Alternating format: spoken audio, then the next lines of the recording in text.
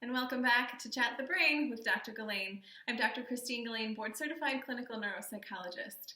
So as I mentioned in my last video, today's video is all about what to expect when you make that appointment to go have a neuropsychological evaluation. Everything from the moment you arrive to the moment you leave, that's what we want to focus on today.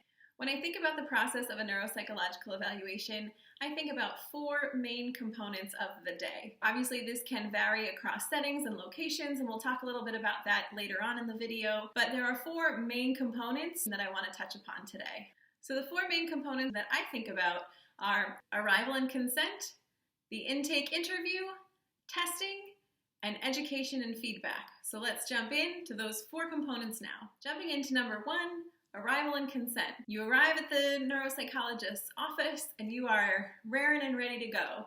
Typically, the first thing that a neuropsychologist will do is they will provide you with their consent forms. This form has information about what to expect during the day, confidentiality, and reasons that confidentiality might need to be broken, insurance payment or self-pay, explanations, etc. In the consent form, it talks about what to expect during the day, and it's important that you read it through and make sure that you understand, okay, I am signing up for this, and I'm comfortable with that. Certainly, if you have questions, it's extremely important and welcomed to ask the neuropsychologist, hey, what does this part mean? Now, in my personal consent form, we have information to include de-identified, so taking your identity out of the equation, de-identified information for things like research studies or data collection if we're looking at data across a whole group of folks who have come into the practice. So the consent form is an extremely important piece, and that's the first thing that you'll likely do beyond saying hello and getting your introductions done. The second piece of the neuropsychological evaluation is the intake interview. This is an extremely wonderful time. It's probably one of my favorite parts. It is where the neuropsychologist will sit down with you and better understand what's going on. What are you seeing? What concerns do you have? So the information that is shared during that initial intake interview gives the neuropsychologist information about that person or that individual who has come in for the neuropsychological evaluation, as well as the concerns or things that folks have noticed that maybe spurred their desire to come in for a neuropsychological evaluation. So that time is really important for folks to feel comfortable sharing the concerns and the areas that they see their loved one struggling.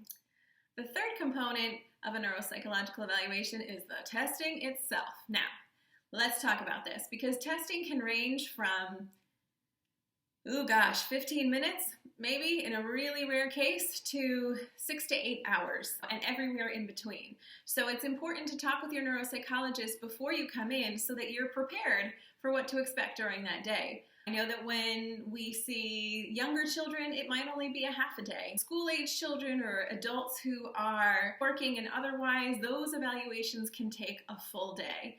Now, in our practice, we tend to try to have that full day occur all at once, whereas in other practices, sometimes folks will divide it up. Now, certainly, if someone comes in and they start to do the testing, and by noon, they say, Dr. Ghislaine, I am done. This was hard. I'm tired. We schedule another day. No problem. We take lots of breaks, brain breaks as needed, certainly a break for lunch, and we try to make this as comfortable and as painless of a process as possible. When I say you're engaged in testing for the day, what that really means is you are involved in paper and pencil tasks, looking at pictures, using your language, or having a conversation with the individual who's providing the assessment. There might be a component or two that are on the computer. All these different types of tasks help us to better understand how your brain is working.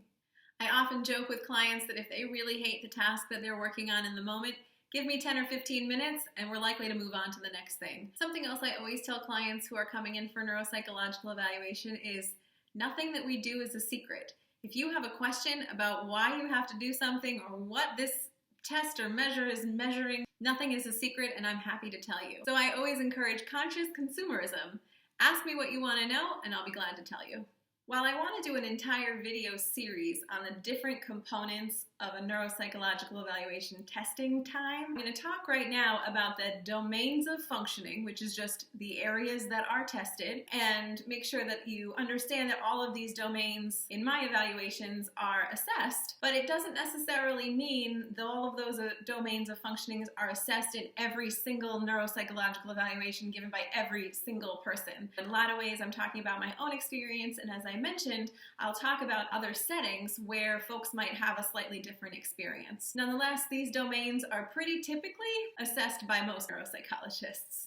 The different domains of functioning that we assess in the neuropsychological evaluation include language abilities, visuospatial processing, attention and concentration, processing speed, executive functioning, memory, academics, social and emotional functioning, personality, and motor skills. So we've put you now through the consenting, the intake, and a whole bunch of hours of testing. You're done, right? Close. The last component of the neuropsychological evaluation is feedback. In our practice, we tend to try to provide some level of feedback to individuals or families before they leave that day, helping families get some information and some direction for where to go next before leaving. We have a policy in my office that all reports are out within 2 weeks because we know you didn't come in for this long evaluation to then sit around for a month or two. You want this information just as much as we want to provide it to you, so we get this report to you within 2 weeks. The first section is a summary of why you came in to see us. The second section is a summary of that history and that background information that you provided in that initial interview. The next component is behavioral observations, and all that really means is, what did I see when you came to the evaluation? This is where sort of pertinent observations from the day are recorded. The next section is a review of the testing. So after going through all of those tests, what did we find and what does it all mean? It's a summary of the testing and the findings. Next section is the diagnostic impressions, which means if we felt that there was a diagnosis that was warranted, that's where the neuropsychologist would provide it to you. The final section, and I would say one of my favorite sections of the report, is the recommendations. So, okay, I now know these are my strengths, these are my areas of difficulty. Where do I go from here? The recommendations are all about what to do next. How can we boost those areas of difficulty by using the strengths that we already have? Or are there particular programs or individuals that might be recommended? Depending on the results of the evaluation, my job is to tailor the types of recommendations to those areas that are of most difficulty. So the last thing that I wanted to touch upon is, though I do believe that these 4 main areas that we talked about, consent, intake, testing, and feedback, are pretty standard across most neuropsychologists in terms of the way that they structure their time, there are certain settings where things might look a little bit different. So for example, when I was on an inpatient rehabilitation unit for children, my job was very similar, but there were aspects of it that were a little bit different. Families often still filled out a background history questionnaire or filled out questionnaires about their child's behavior. Part of my job after that initial intake was education, and psychoeducation, which is just better understanding what's going on, can be a component of all neuropsychological evaluations. Obviously, our goal is to impart wisdom and knowledge into the families that come in for these evaluations, but particularly in the acute setting, my job is helping the family understand this is what happened from a neurological or brain-based perspective. This is what we expect in terms of functioning now, 6 months from now, and 2 years from now.